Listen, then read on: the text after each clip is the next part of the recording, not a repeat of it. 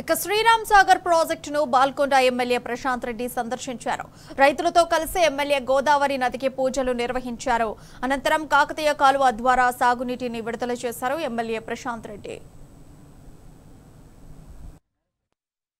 Project నుండి లక్ష్మీ కెనాల్లోకి నీళ్లు వదలడం జరిగింది. ఈ లక్ష్మీ కెనాల్ ద్వారా ముక్కాలు, మెండోరా మండలాలకు ఎక్కువగా రైతులకు లాభం జరుగుతుంది.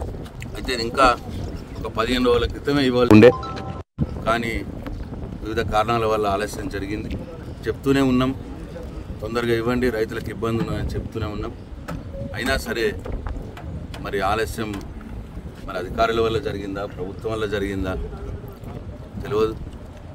కానీ ఏదేమైనప్పటికీ ఈరోజైనా ఇప్పటికైనా నీళ్లు వదిలినందుకు చాలా సంతోషం. తెలంగాణ రాకున్న మొదలు ఇదే నీళ్ళ కోసం మనం పోరాటాలు చేసినాం. తెలంగాణ కావాలనుకున్నాం. ఇవాళ గోదావరి, ప్రాణహిత రెండు కలిసినటువంటి గోదావరి నదిలో బ్రహ్మాండమైన నీళ్లు వస్తున్నాయి.